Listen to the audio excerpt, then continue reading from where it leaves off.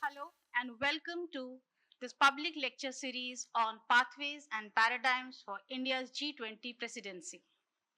Today we talk about India's G20 presidency and its relations with ASEAN. The journey of ASEAN through decades has been exemplary, proving to be one of the most successful intergovernmental organizations in the developing world.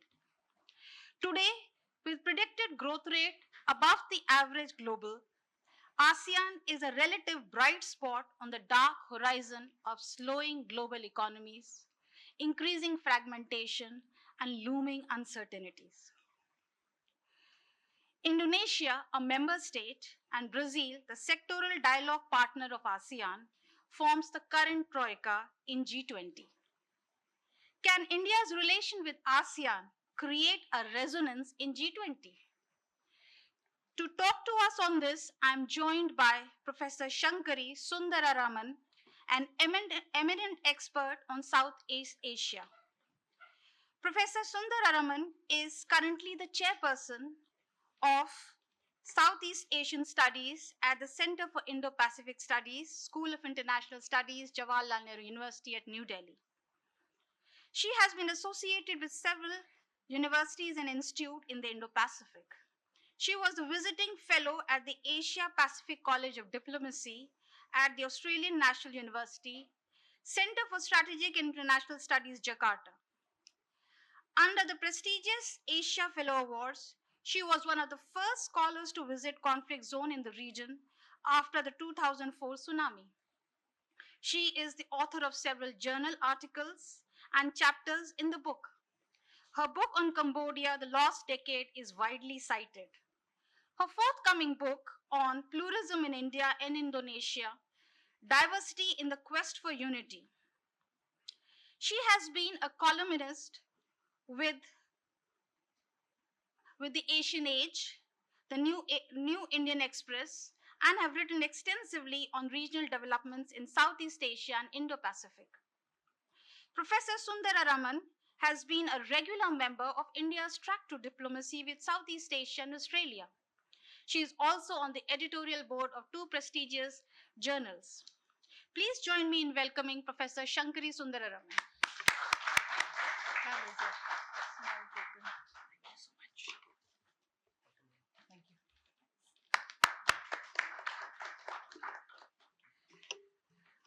Professor Shankari Sundararaman, it's great to have you here.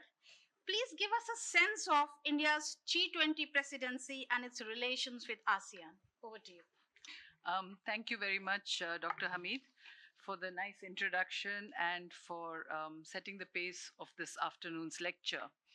At the outset, a very good afternoon to everyone who's here. And also my sincere thanks to the organizers, because in terms of this lecture series, what you have requested me to do is to look at India's G20 presidency. And where do I basically see the India-ASEAN relations actually evolving in the context of the presidency itself? I think when we look at the broader themes, I think in the introduction we were told that they've talked about the pathways and the paradigms, which you've been hearing about. And when you look at the pathways and paradigms of the presidency, I think what is basically comes to mind is that it is relevant to understand that the G20 per se offers a specific kind of pathway or in terms of how we are looking at multilateralism. And what you see in the G20 as a multilateral mechanism is that even though it is not based on, say, legally binding group, kind of a framework or a treaty mechanism, what you see is that it brings to the forefront efforts to basically address the kind of global challenges that we are seeing today, because for this you need mechanisms that address global governance. You cannot have any individual states acting alone. And in that sense, what you see as a pathway is that this entire evolution of the G20 therefore brings to the forefront a combination of both the developed as well as the developing countries. And this, to my mind, is the paradigm shift that has actually occurred, because we have never been at a time in global history where we have seen the combination of both developed and developing world taking solutions together. It has often been at a stage where the West has taken decisions and the developing world has later followed. But in that sense, if you actually look at the second broad context of the theme under which we're looking at the series of the G20 lectures, I think what you see is that this paradigm has actually shifted. And you see that this is because there has been a definite distribution of power which has shifted from the West to the East. And you also see the shift of economic power from the West to the East, especially with the rise of China, with the rise of India. And also, you're seeing today other countries like Indonesia and Brazil, which have been mentioned during the course of these lectures, which have altered the dynamics of the interstate relations as we see it. Now, this paradigm shift that we wanted to sort of focus on, I want to basically focus on, is also represented by some very clear factors which need to be highlighted. The first and foremost of these is that when you take the West itself, even their combined efforts are no longer enough, and I make that statement very carefully, to tackle the nature of the kind of major challenges that the world is actually facing. Particularly if you look at the emergence of the two financial crises that led to the evolution of the G20 itself, both the Asian financial crisis of 1997 and the 2008 financial crisis, I think the imperative that you see to broaden the global response basically necessitated that you start to recognize the shift that is from the predominance of the West to the East. Okay? Now, this is, I think, one of the challenges which you can no longer ignore. And this is also reflective of the kind of changed realities that we are seeing because of the rise of countries that I've already mentioned: China, India, Indonesia, and Brazil. The second factor, which to my mind is very important, is that when you look at the time-tested multilateral processes that have been there within, the larger framework of the interstate system, whether it's the United Nations or it's the WTO and other offshoots of these, what you see is that the G20 represents a kind of loose framework or a coordination of states which are loosely gathered together in an informal environment. Okay? And this does not have any treaty provisions. The grouping is not binding. It offers what you call a consultative mechanism, which allows some degree of confidence building to occur, but does not look at areas of, say, preventive diplomacy or conflict resolution, because that's not going to be addressed by the G20. So what you see particularly is that in the context of failure of reforms in other international organizations, such as the United Nations and the WTO, those kind of regimes that have not allowed for other states to enter into a much more tightly knit process, what you see is the G20 offers you a kind of consultative mechanism that can actually allow you to sort of at least, talk to each other about the issues that are in terms of gripping the global politics at this time. So this approach that you see of bringing both the developing and the developed world together also brings a kind of clear focus on what you understand as the complex interdependencies. This is something that you've all studied in IR theory, which is not unusual. It also represents a complex interdependency in terms of how the mechanisms are being altered. This brings me to the second theme of my paper, which the paper's second theme actually looks at how whether institutional mechanisms like the G20, and in that context, I will also reflect a little bit upon the ASEAN, whether these are basically multilateral institutions that are looking at a kind of a norms-based multilateralism as opposed to an interest-based multilateralism. Okay, multilateralism has two kinds of aspects to it. You can also look at it from an interest-based perspective. So that second theme of my presentation is to focus on basically some of the important aspects that is represented by the G20 and where these find resonance within the context of the ASEAN itself. Now, to my mind, if you look at the G20 and other such informal groupings, what actually is represented is a kind of trend in the global political system that basically goes beyond the scope for which they have been created. Okay? The G20 per se was created in terms of an economic issue. If you look at the last few meetings, the question of the geopolitical debate, the question of how the Ukraine conflict has actually held it ransom, all this have come to the forefront because when it comes to the context of building consensus around issues, the consensus has actually failed in some senses.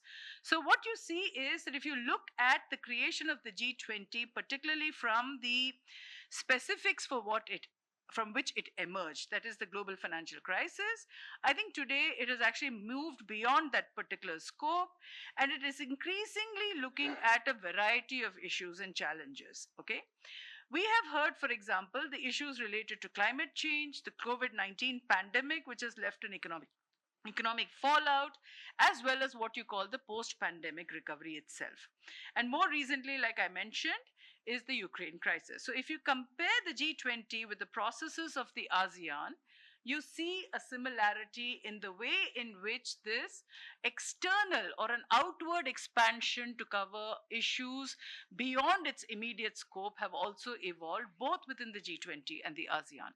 And this is something where I find that the two have certain degrees of synergy in when we see the ASEAN and the G20 as frameworks for consultation. Now, if you take this, there are several similarities that become clearly visible, especially when you look at the Indian, the chairman or the chairpersonship of the G20, and similarly when you look at the Indonesian chairpersonship, the earlier one.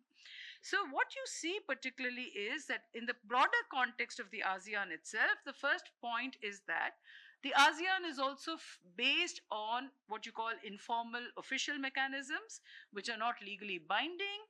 And what you see is it remains a loosely coordinated grouping through its core members as well as its dialogue partners and its sectoral dialogue partners. So you see this entire what you call a layered approach to how the ASEAN has actually looked at the regional dynamics and how these dynamics have evolved. In the second case, when you have to find any kind of a linkage between the G20 and the ASEAN, I think what's important to understand is that in common, both the G20 and the ASEAN share several countries as member states.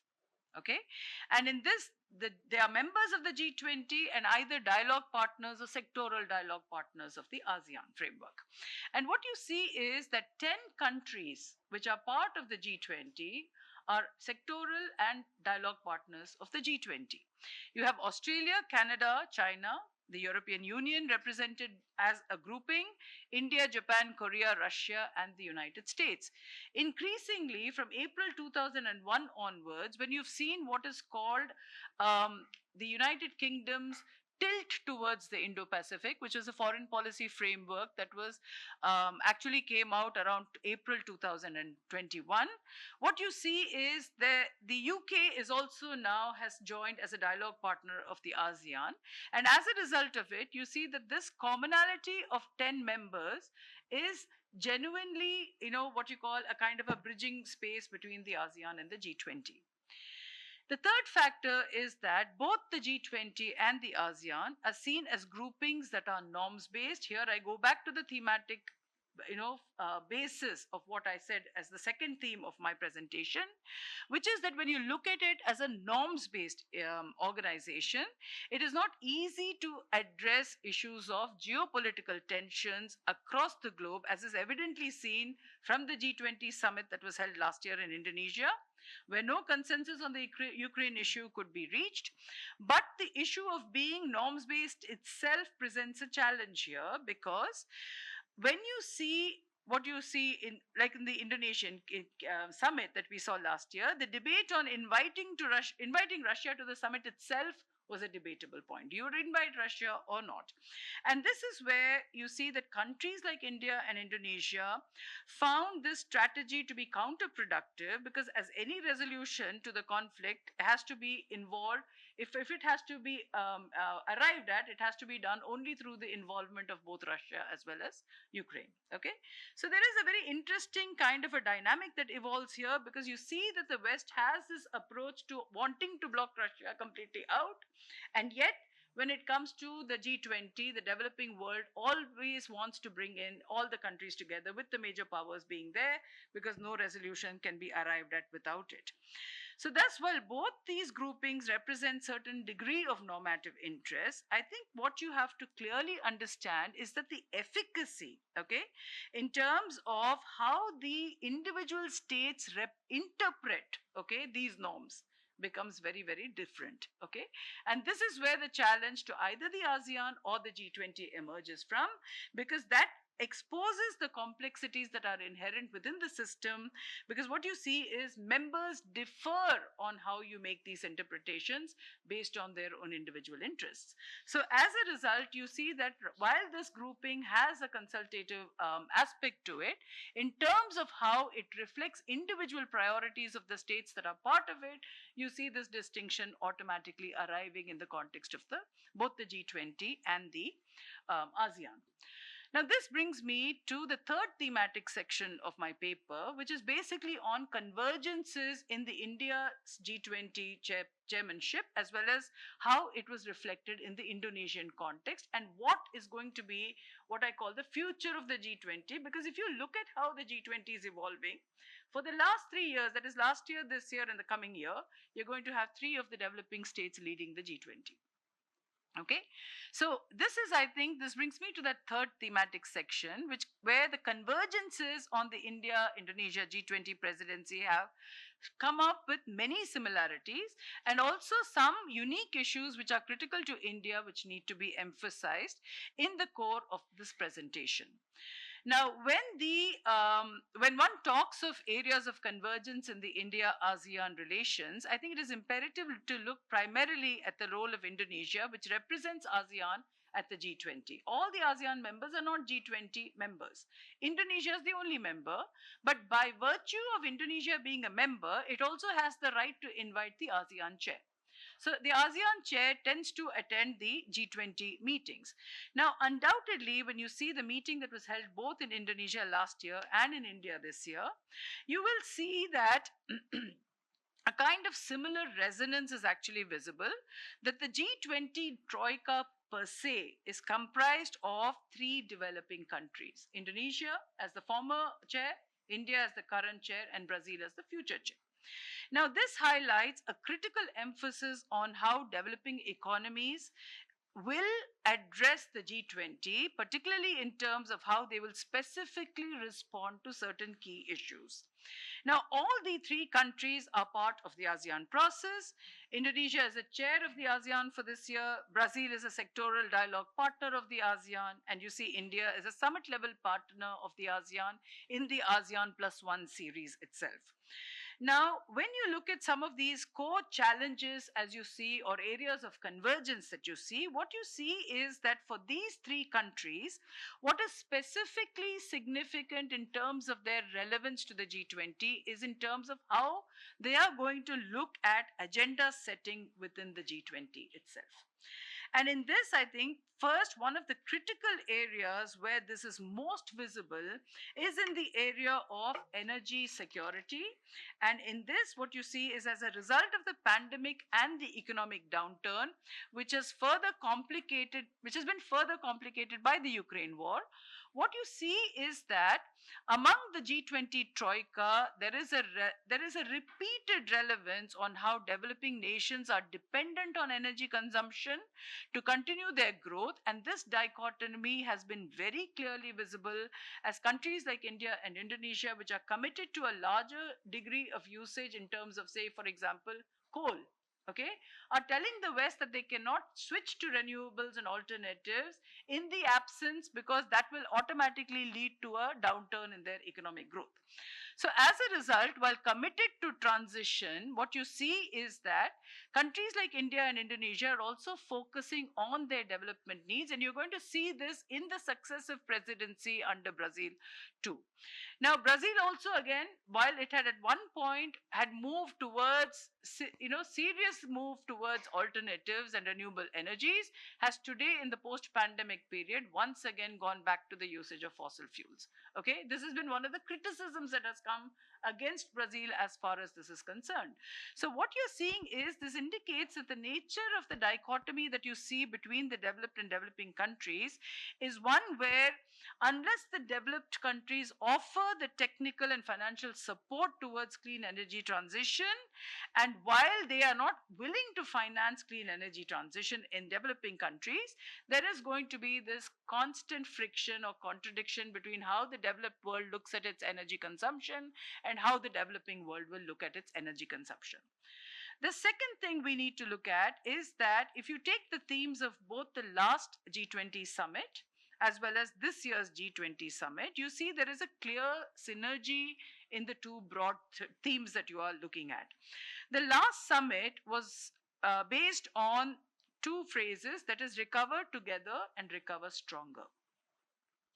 Now, if you place the emphasis significantly on the levels of damage that the COVID-19 pandemic had, sort of rendered globally, then you see that this recover together and recover stronger indicated the ravages that these countries had faced as a result of the COVID pandemic. Now, if you come to the current theme that India has placed at the center of its deliberations, which is Vasudhaiva Kutumbakam, which is that one world, one family, and one future, you see the broad contents of these two thematic approaches are actually connected to the fact that you need a concerted effort to address certain global crises, because it's not the stakeholders are not limited, but the stakeholders to address this crisis are many more or manifold. Okay, so in that sense, if you look at what COVID-19 actually rendered, you see that it has actually ravaged the global system, and you see that there is a significant effort that the question on how to deal with the resources to fight this entire, the what you call the recovery process from the COVID-19 pandemic becomes very, very more critical as far as these countries are concerned. So what becomes evident is that even in the developed world, okay, when we look at it, we always assume that infrastructure in the developed world was much stronger. But if you come to the specific cases of how pandemics affect the globe, because we always put these in the context of the non-traditional security, whether it is energy crisis, whether it is pandemics, whether it is, something like this kind of a virus outbreak, all this is seen in the context of non-traditional security, that it doesn't have an impact on state security. But increasingly what you see is that there is this a kind of a dissolving boundary that exists between what you call are the non-traditional and the traditional security challenges. So you see that in terms of assuming that the developed world has better infrastructure, one of the things that the pandemic actually brings to light is that this is no longer the case, because you saw the kind of ravages that took place in the developed world as far as health infrastructure was concerned. They were as impacted by the pandemic as the developing world. So in that sense, I think what becomes extremely important for us to understand is that the global health architecture, and this is where the India-ASEAN focus has repeatedly looked at global health as one of the challenges. So the global health architecture, which is reliant on a smooth flow of, say, for example, supply chains, for the first time felt the impact of the levels of globalization and interdependency. So while on one hand, these both globalization and interdependency have its positives, on the flip side, it has also revealed to you the depths of the cost that countries have to incur, especially when you are facing this kind of a global situation. So as a result of this, you see that through a it is, both India as well as Indonesia have repeatedly emphasized the need how collective approach has to be there in order to find greater resonance among member countries, regardless of the divisions of geopolitical challenges that push them apart. And this is where I think the synergy has actually been created in terms of how the former chair, that is Indonesia representing ASEAN, and the current chair, India, have actually been able to sort of push their emphasis forward in terms of what they see as the synergy between this region. Now, coming to the third point under this theme, I think it is specific also in the context that when you look at the way the pharmaceutical industry itself has become more significant. Last year, President Jokowi actually placed a lot of emphasis on how developing countries need to be given access to transfer of technology, access to raw materials to share knowledge, as well as on vaccine technology. Now, India has endorsed this Indonesian position, especially given the need for data sharing, as well as on issues of genome sequencing with an emphasis on equity while dealing with issues like the pandemic. And this is where the approach that India places on equity in the global system is significant because as you see the ravages across states, the international system left a huge gaps as far as the recovery process were concerned. So, in that sense, the question of how equity is important in the interstate system again is a gap that Indonesia and India are trying to push forward in the G20. And I assume that in the successive year when Brazil takes over, you'll be seeing more of this because the developing countries are pushing this agenda as far as the consultative mechanisms in the G20 are concerned. The fourth convergence, which I clearly see as visible, is on the issue of the climate protocols per se. Now, while the origins lie in the Kyoto Protocol and the subsequent incremental steps that have been taken both at the Paris and the Glasgow summit, what you see is that much of it still remains rhetorical. Okay? And nowhere is this rhetorical reference to global climate warming going to be more important than the ASEAN region. As many of you may know, the Indonesian capital today is moving from Jakarta to Balikpapan because Jakarta is sinking. Every year the island is sinking. Okay, the Java island is under floods all the time. So as a result of this, the impact of the global crisis, particularly on the climate issue, has never been seen more as a urgent need except in the ASEAN region and in the Pacific region, which is what the center actually looks at, that is Southeast Asia and the Pacific.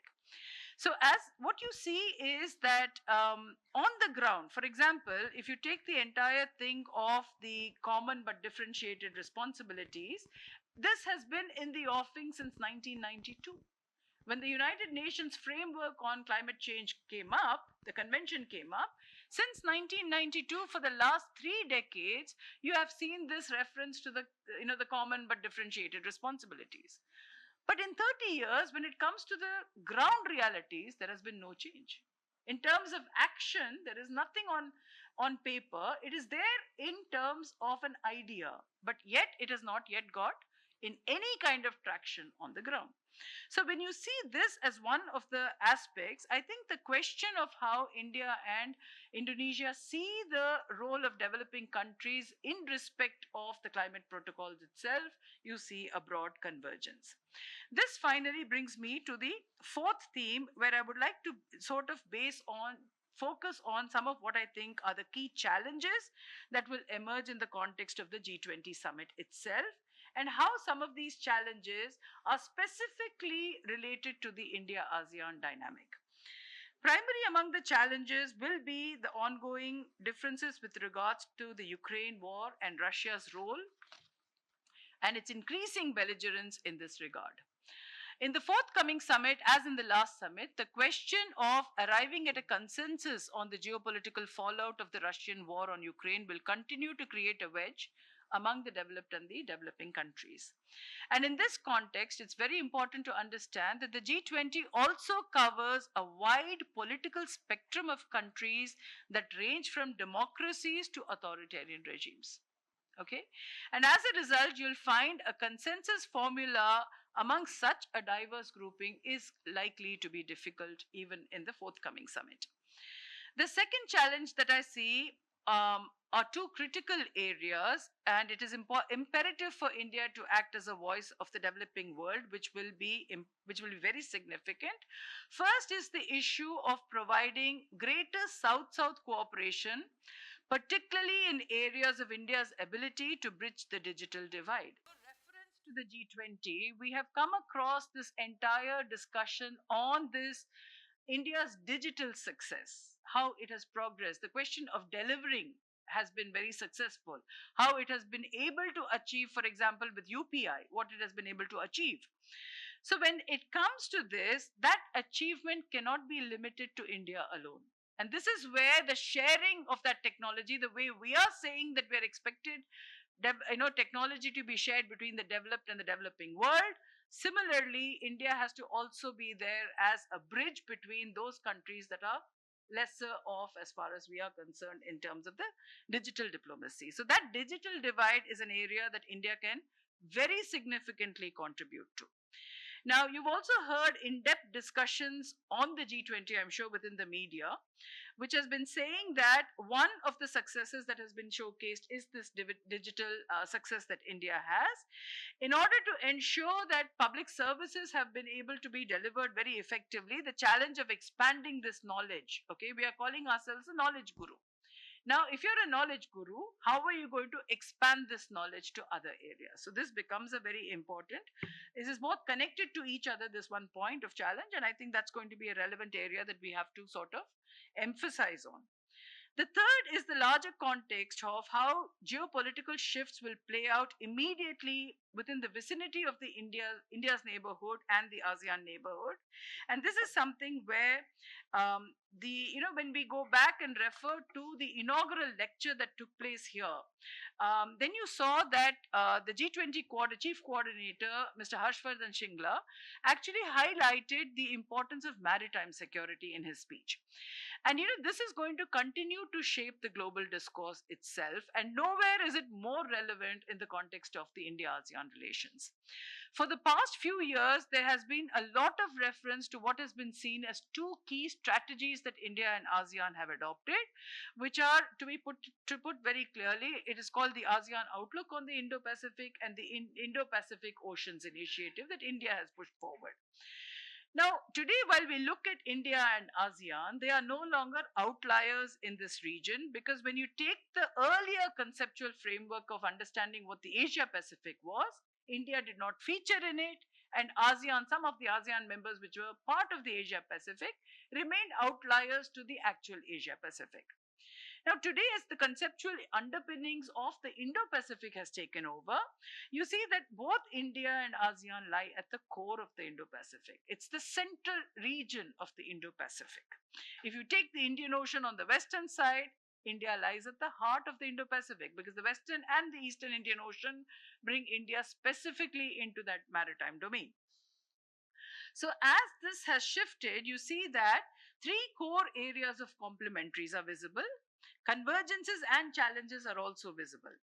Now, similar to the framework of the G20, you see that both the AOIP and the IPOI have also had a focus on the non-traditional security issues.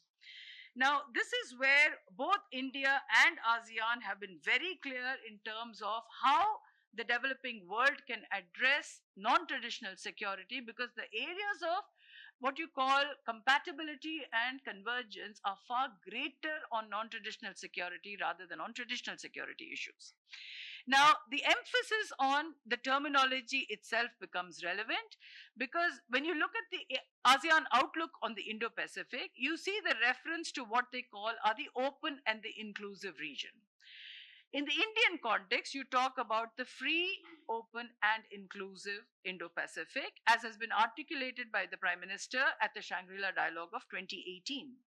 Now, India's free and inclusive emphasis emerges from its need to retain its core strategic autonomy, and that is where the context of free actually comes in as far as India's decision making is concerned.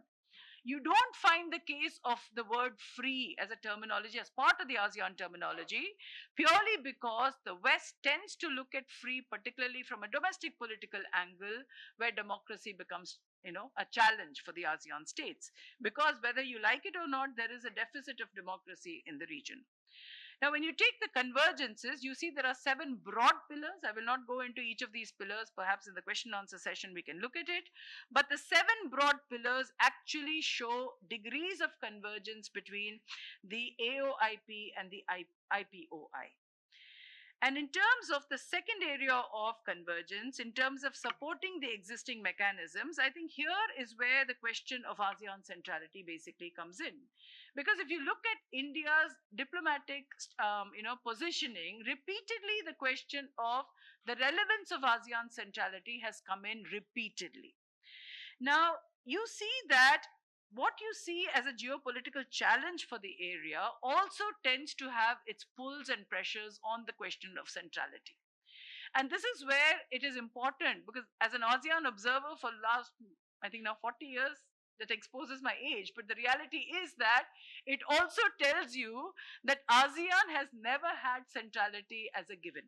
Okay, and this is where the debate on centrality becomes that much more challenging, because centrality can never be static. Okay, centrality is dynamic. Okay, and if centrality has to evolve, ASEAN also has to evolve along with that centrality. Okay, it cannot keep its time tested options and say this is all that centrality is about. We'll hold meetings, we'll hold hands. That doesn't work. It has to go beyond that to actually looking at procedures or processes that are outside the box, and that is where I think it has to become that much more relevant. Now, what I see as one of the important factors is that when you take the extended processes of the ASEAN itself, the relevance of how the East Asia Summit is almost on the parallels of being the Indo-Pacific region, comprising of the Indo-Pacific itself is a challenge, because when you see this East Asia Summit, do not forget the Treaty of Amity and Cooperation was one of the conditionalities for the East Asia Summit, and where members had to accede to the TAC in order to be part of the EAS. What has the Russians done after that? They've acceded to the TAC, they're members of the EAS, and zilch has happened in terms of the ASEAN's responses towards where the EAS basically stands. And in that sense, sometimes you see this kind of a vertical divide, even within ASEAN processes, where it has not been able to address the challenges of the geopolitical tensions that have actually come up with it. Now, the issue of centrality again is basically to go back to something that former foreign minister of Indonesia, Martin Atlagawa, actually said in one of his very, very, outstanding volumes on Does ASEAN Matter, a book that has come out. He says that ASEAN finds itself in a state of strategic drift. Okay, the drift in my mind is a tethered drift. You're tethered together, but you're drifting. Okay, you're drifting in an area because there is great power rivalry, there is major power pressure on smaller states, and as a result of it, regardless of being tethered together, you're drifting. So that's the reality of the ASEAN situation. Now, addressing the 7 pillars of the AOIP and the IPOI also requires sustained commitment to finance. While both these are aspirational in needs, I think in terms of practical efforts also, there are going to be several challenges. I remember that reading long back Professor Kappan's work on ideas and that ideas do not float freely, I think one of the statements that comes in that volume, in that particular article that he writes, is that concepts do not implement themselves.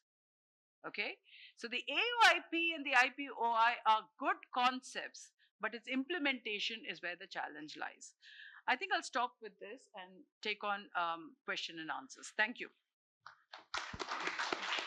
Thank you, Professor Shankari Sundararaman, for highlighting the synergies that could be reaped, strengths that could be built upon, and also delineating the areas where convergence were more than divergence. And I'm sure it will invite more questions into deeper details of it. So let's have some questions from the floor.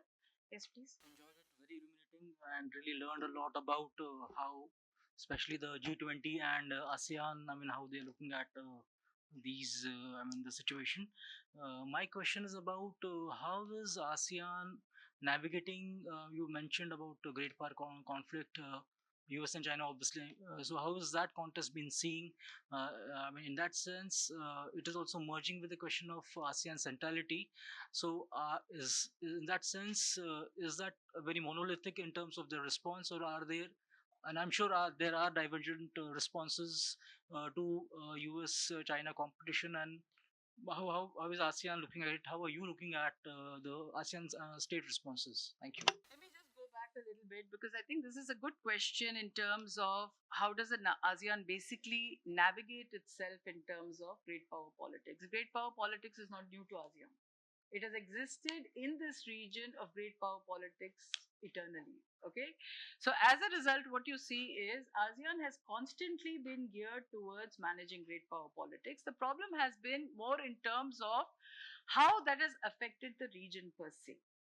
Now, throughout the Cold War, you have seen the great power rivalry happening in ASEAN. You have actually seen the Cold War play out in ASEAN, both in the Vietnam War as well as in the successive Third Indochina War, which was the Cambodia Vietnam War, in which the powers were divided.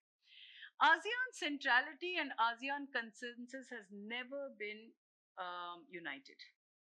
Okay, today we're hearing discussions on how ASEAN is divided. You're hearing pressures on cohesion, for example. We keep, repeatedly reading that there is a threat to ASEAN cohesion. ASEAN has never been cohesive. It has constantly, throughout its history, had challenges that have divided it. You cannot have a monolith. I like the word you used in terms of is the response monolithic. It is not. ASEAN, as an official organization, puts out a statement, and sometimes they do not, but often individual countries are diverse in how they see the particular situation, especially in great power rivalry. So, if you take, for example, the Cold War, the ASEAN's approach, for example, towards China was much more negative as compared to Vietnam, even during the Third Indochina conflict, because Vietnam was seen as a regional, hegemon, whereas China was seen as a global one. Okay. Now, increasingly, what you see is the reason the ASEAN is basically floundering is because the levels of its economic integration with China has increased to such an extent that any kind of a response to Chinese aggression, for example, in the South China Sea, can merit what you see kind of punitive economic action. And we've seen this because during the pandemic itself, when you saw the Australian, statement coming out on the need for an independent inquiry into the pandemic, you saw that punitive economic measures and sanctions were placed, and you saw this wonderful kind of back and forth, between the Australian and the Chinese on the economic measures. And what you see here is that the ASEAN region and the countries of the region cannot afford that. Okay, the volume of investments, the maximum investments in the region are coming from China. The volume of trade, bilateral trade, is touching nearly 800 billion US dollars. Okay, and as a result of it, you see that this entire economic grip that the ASEAN region finds itself in is not to say that this is the only thing they're looking for, because on the strategic side, the implications are really worrying. If you see, for example, just a couple of months ago, the Filipinos have moved forward on purchase of the BrahMos.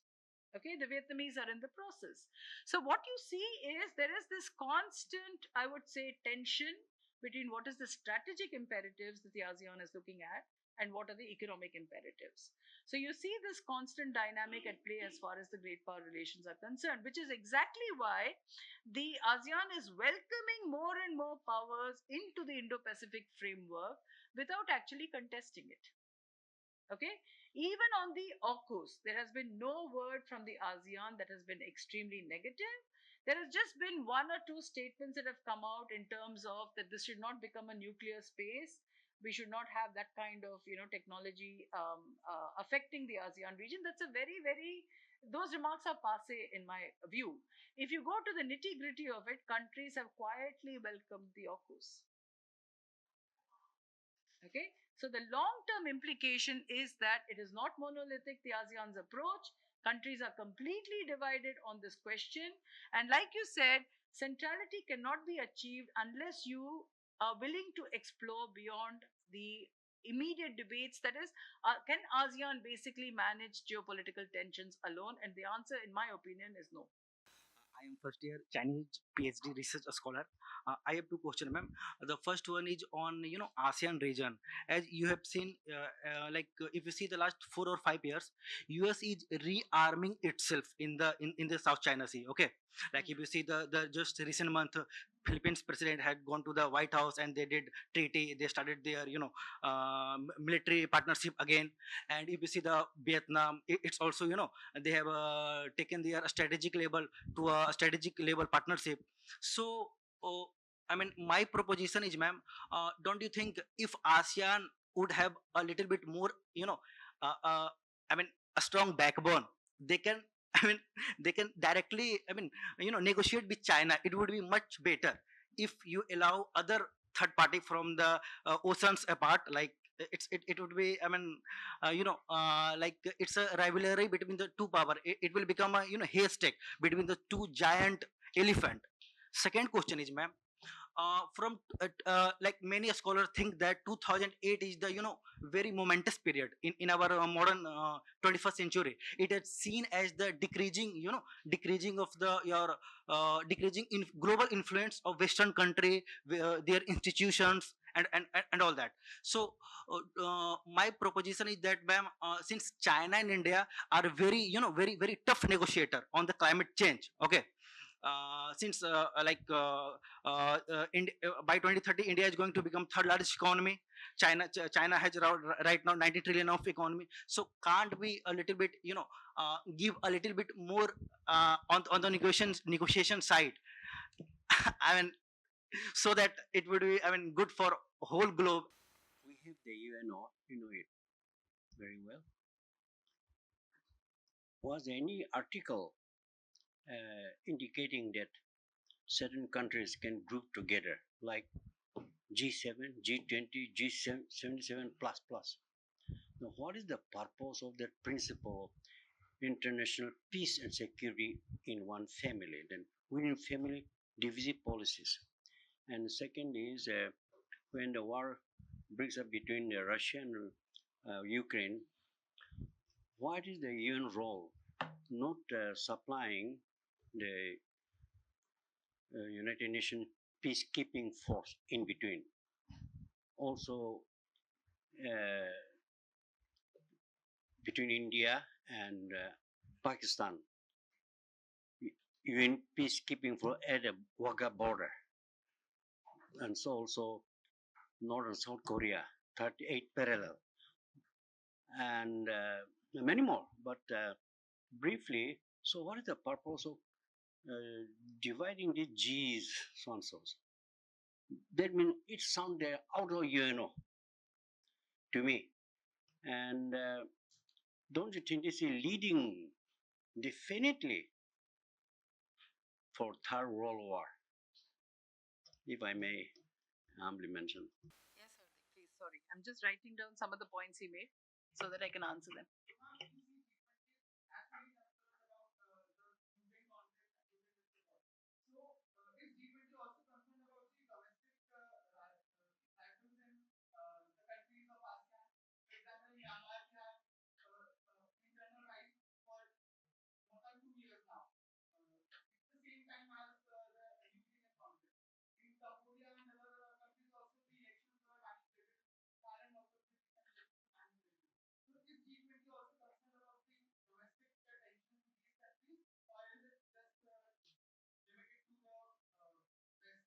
Okay.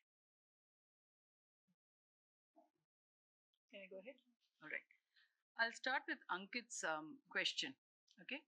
Ankit, your question was on the ASEAN region and how you're seeing the return of American military presence in the region. Okay.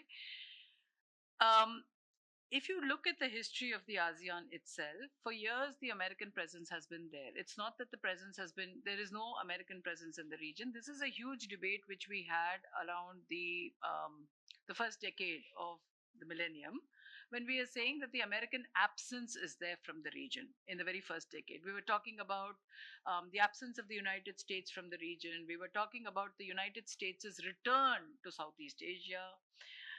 Technically, if you look at that divide, we were actually having a discussion on this, my colleague and I, a couple of sometime last week. You know, when you technically look at this entire, what you call this absence, the absence was never really there.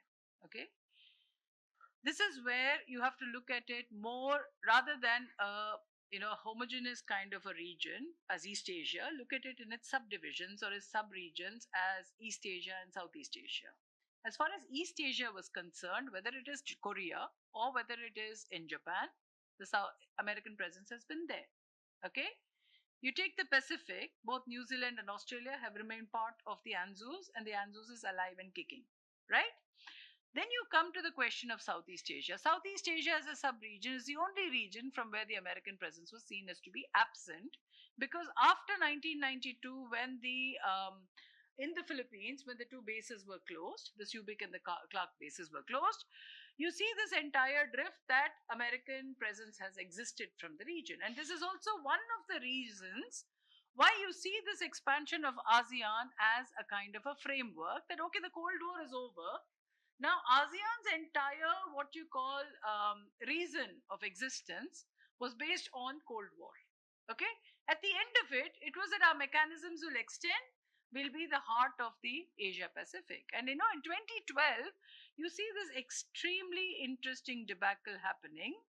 And just 6 months before this, I remember the ASEAN Secretary General, Surin Pitsuwan, former Secretary General, had written a very interesting article in the Jakarta Post where he called it, where he called the ASEAN as the heart of the Asia Pacific multilateralism. 6 months later, it was having a massive heart attack because it could not deliver a joint communique at the 2012 Cambodia summit because the question of the South China Sea debate had entered into the dynamics. Okay? And suddenly you're seeing that the ASEAN is floundering because they're not able to bring out what, through their two mechanisms of pillars of consensus and consultation, they're not able to address this basic question of which countries are affected by the South China Sea debate. Okay? So when you see this, what you see is that the entire notion of this question that you raised on ASEAN's relevance, okay, the centrality, the strategic need for the strategic, return of the United States, you see that significantly from then onwards, it's not that the ASEAN has not had security ties with the United States. It's continuously has revamped its security relations with the United States. Okay, two ASEAN members, when the Biden administration came into office, one of the first things, Antony Blinken's first visit was to Thailand and the Philippines. These are treaty allies of the United States. Systematically, please go back and read the three national security strategy papers. First, 2015, 2017 under the Biden administration, and the later one that comes after that. And then, from the Trump administration, 70, and then the Biden administration. Go back and read the defense paper that has come out, as well as the Indo-Pacific paper that has come out in 2019. All these highlight the importance of ASEAN and specific countries of the ASEAN, which is what the United States has constantly focused on, that ASEAN members will be selected according to the requirements. Okay, so while you see, and this is the same strategy you see that the Chinese are applying, it's a very, very interesting strategy to watch, because you see that the impact that the Chinese have on countries that are close to them, whether it is Myanmar, the first thing that the Chinese said, I'll come to Hardik's question on Myanmar, but the first thing that the Chinese stated immediately after the Myanmar coup in February 21 was that it's an internal issue. That's what countries want to hear, right? So when you make that statement unconditionally and place it on record, then you're already there saying that we're not looking at the domestic issues. Okay? And you have the United States, on the other hand, speaking about democracies. Okay? Even when the Quad was started, I remember it was Japanese Prime Minister Shinzo Abe talked about the Quad as a democratic diamond. Okay? But it will have no takers in the region if you push the democracy value down to it. Okay? Because there are countries in the region which are suffering a democratic deficit. And I'll come to that when I talk in terms of the next question that Hardik has asked. So if you look at this partnership that you're talking about, today, and this is where domestic politics clearly plays its hand into foreign policy. Okay? Because you cannot look at foreign policy in the absence of domestic politics. Today, when you look at the Philippines and you see the regime of Bongbong Marcos, that government has had a long history with the United States. Marcos's father, the Marcos Jr.'s father, Ferdinand Marcos, was kept alive by the United States presence in the region. Okay? So as a result, even though democracy did come back to the Philippines, it still continues to remain a unitary state. There are pockets of autonomy that has been given through, but the true kinds of federal structures or quasi-federal structures are not there. And what you also see in the case of the Philippines is, through an electoral process, you have now elected the son of a former authoritarian general. And the family that was supposed to have really looted the country. You go there and you see Imelda Marcos' shoes. The same family is today back in power. under an electoral vote. There is a distinction here, okay? And what you see is the Americans will do business with the Marcos regime. It will not be, they will not shy away from it. And this is where your individual country's interest comes into the context. And today, the Philippines is being seen as a key ally of the Biden presidency. Similarly, Vietnam, there was a time Vietnam and the United States did not see eye to eye. Today, it's a strategic partner, as you rightly mentioned. So, this is the dynamics of the geopolitical change that you see in the region. Now, coming to your second question on the decreasing global impact of the West. But you also see the economic engine, the global economic growth has shifted eastwards. All right. Now, this is something which is not unusual. I've discussed in my class, those of you who've been in my class have heard me saying this, that for 30 years we've talked of the rise of China, right?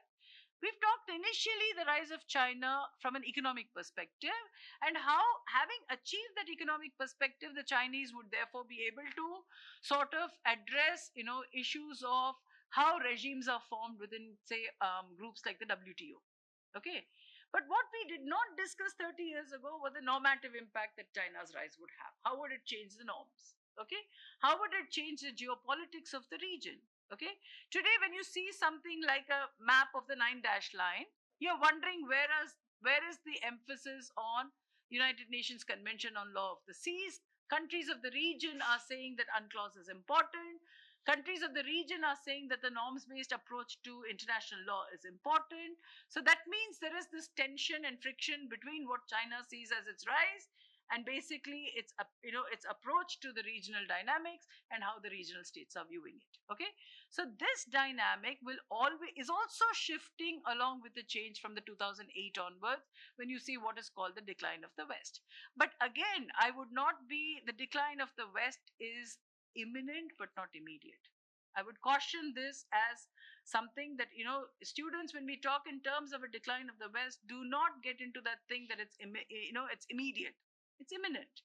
Decline of any power is imminent. Okay, so in that sense, you will also see that it's not an immediate decline. And if you see the emphasis that is now coming back to the Indo-Pacific region, particularly in terms of how every country from the European Union onwards, from the United States, from the UK, from France, okay, Netherlands, okay, Germany, they have all come back with an Indo-Pacific framework. Okay, and this is where, for me, the context is what you're seeing as a decline is not really that kind of a decline that you're emphasizing, but you're going to see a kind of constant friction in the area for many years to come. Okay, this, what you call the churning in the region, is not going to end very soon. And I think it's more evident by the Russian aggression on Ukraine. So now coming to, sir, your question on the UNO. Okay, you're saying any article indicating that they cannot group together. There is no such article. And what you see is this is exactly why groupings like the G7, the G8, or the G20 are more informal in nature. There is no legally binding treaty that brings these groupings together. They are seen as consultative mechanisms. And in the broader context of the United Nations and what the UN's success story has been, or rather not success story has been, I think this is a debate that can continue for years. Now, I think where the actual tension lies is in the inability of the United Nations to have reformed the Security Council after the Cold War ended. In the post-Cold War period, when the reform has to bring in a larger multipolar grouping or order into the United Nations process, this is where the UN has failed. And this constant reference to the reforms at the Security Council and how this has to be changed is something that we have to continue pushing, because today, as you see, this global order is changing. You need to also bring into that, that when I say that the ASEAN has to evolve, even the United Nations has to evolve. And other groupings that are supported by the UN also has to evolve. As far as peacekeeping, UN peacekeeping role on the India-Wagah border, we would not want it. It's a bilateral issue. India will continue to support the India-Pakistan, issue as a bilateral one, and we would not want them on the Wagah border or any other border for that matter. Now, leading definitely to a third world war, I remember in one very interesting lecture, Professor Barry Buzan says, events are the unpredictable variables in interstate relations. I leave that at that. I would probably support that. We don't know what events lie ahead. You've already seen an unprecedented event in terms of the Ukraine conflict. What lies ahead, we are not sure about the Third World War. So I will not answer that. I won't do any crystal ball gazing, but yes, it's you know what unpredictability lies in the interstate system. Taking up those questions. Now you can ask questions when you're having tea, okay? So let's join and thank Professor Shankari Sundaram